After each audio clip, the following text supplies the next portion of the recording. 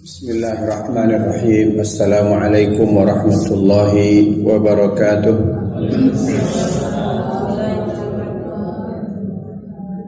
Alhamdulillahi rabbil alamin. Wassalatu wassalamu ala nabiyyina Muhammadin wa ala alihi wa ashabihi wa man tabi'ahum bi ihsanin ila yaumiddin.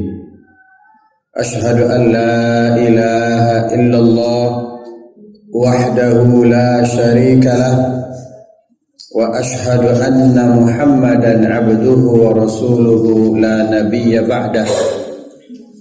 Ya ayyuhalladzina amanu taqullaha haqqa tuqatih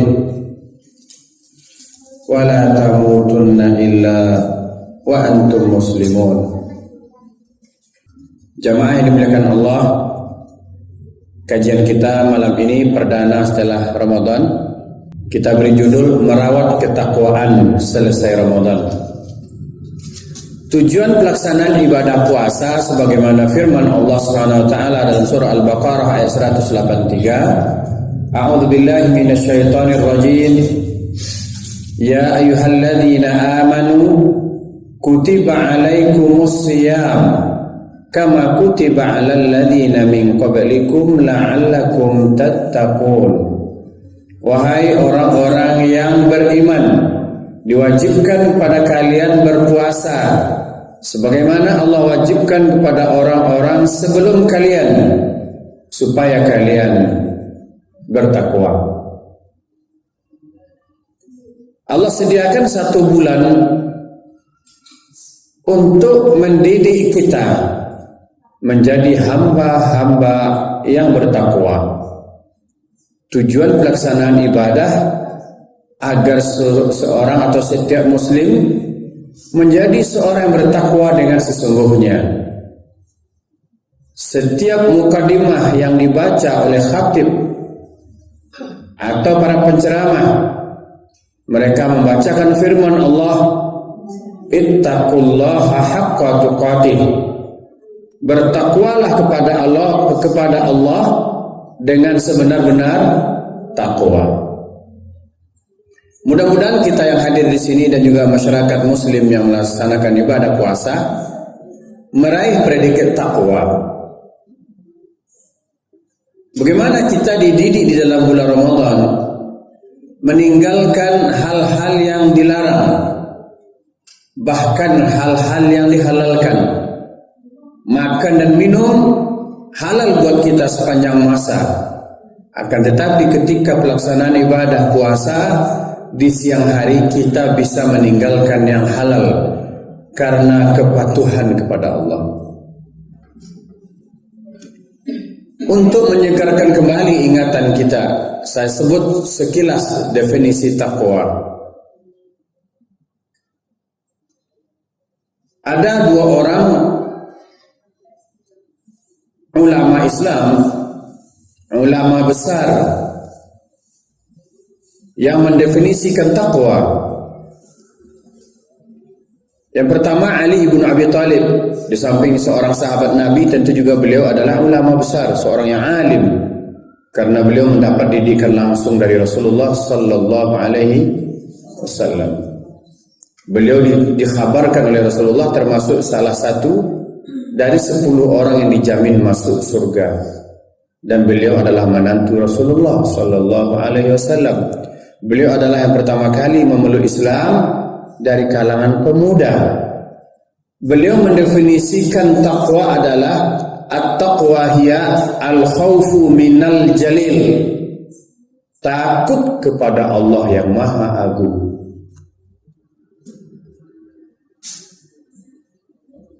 Nah, coba kita rasakan.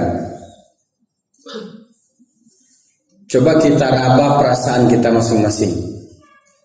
Sampai di mana rasa takut kita kepada Allah? Atau bahkan sebaliknya, semakin berani kita pada Allah. Allah berfirman dalam Al-Quran, awalam yaral insan anna khalaqnahu min nutfah fa idza hiya khasimun mubin, atau fa idza huwa khasimun mubin. Apakah manusia itu tidak merenungkan kalau dia diciptakan dari setetes air, tapi setelah jadi manusia jadi pembangkang? Kita disuruh merenung bahwa kita diciptakan dari setetes air, tapi setelah jadi orang di antara manusia itu luar biasa pembangkangnya pada Allah. Mudah-mudahan kita tidak termasuk yang demikian.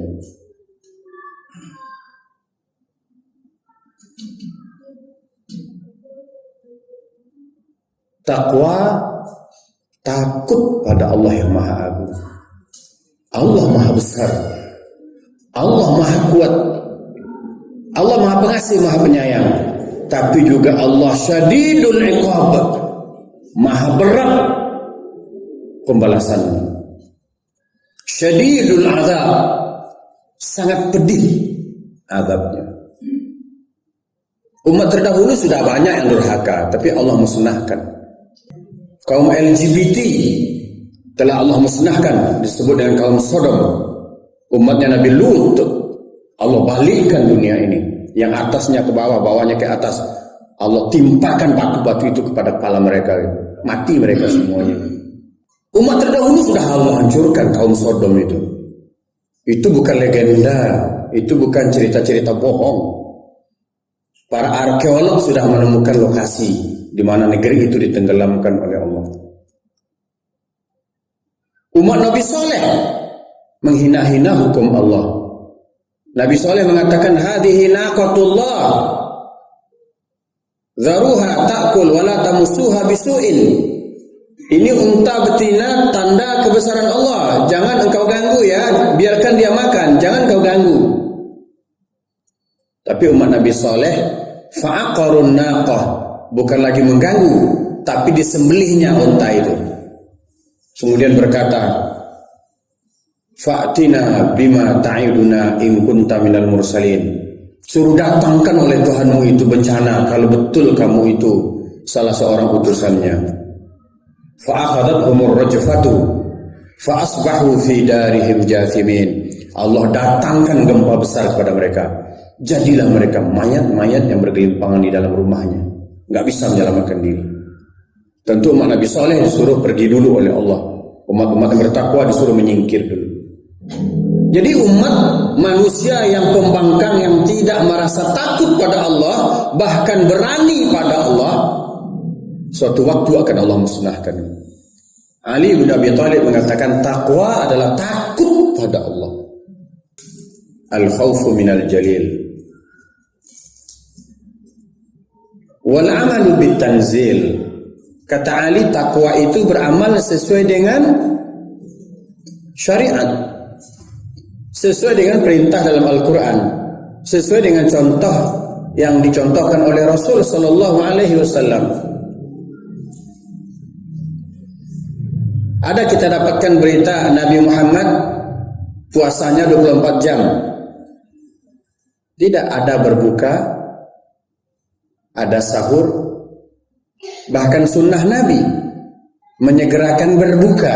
Apa maksud menyegerakan berbuka? Kalau sudah masuk waktu berbuka, jangan gunakan waktu lama-lama untuk berbuka. Segera sholat maghrib. Kemudian mengakhirkan sahur. Maknanya bukan setelah selesai azan atau sholat baru kita sahur, bukan. Mengakhirkan sahur dekat-dekat ke masuknya waktu sholat kita sahur. Supaya apa? Supaya selesai sahur kita nggak ketiduran, nanti sholat subuhnya kelewatan gitu. Itulah sunnah Nabi. Ketika kita berpuasa, kita tetap berkumur-kumur ketika kita berwudu. Ketika ketelan satu teguk saja, kita merasa salah nggak? Merasa salah. Bahkan berusaha untuk memuntahkannya. Karena kita berpuasa. Ini apa hikmahnya? Setelah bulan Ramadan,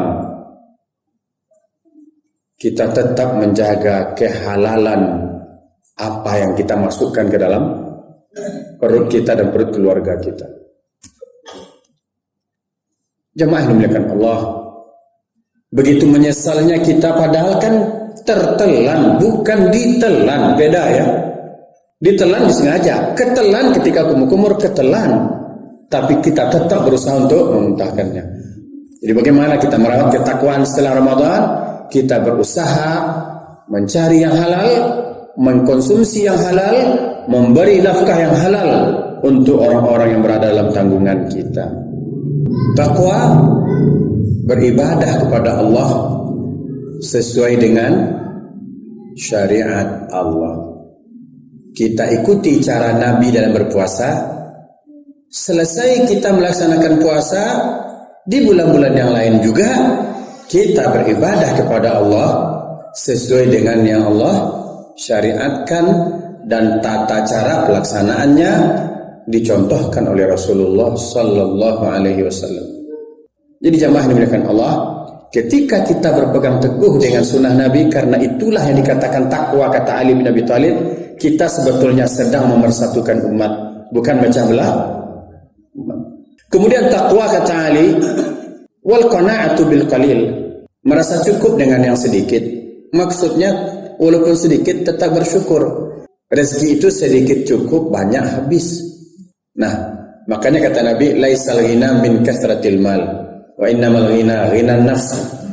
Kaya itu bukan karena banyak harta, tapi karena kaya hati. Secara zahirnya nampak sedikit, dia akan katakan, Masya Allah, Alhamdulillah, ini karunia dari Allah. Ini untuk hari ini, besok bisa lebih banyak. Kenapa? Karena janji Allah, la in syakartum la azidannakum. Jika engkau bersyukur, pasti aku tambah, kata Allah. Kemudian kata Ali bin Abi Thalib, taqwa wal isti'dadu liyaumir rahil, bersiap-siap untuk kematian. Kata Talqu ibnu Hubaib, seorang tabi'in, idza waqa'atil fitan fa'atfi'uha bittaqwa.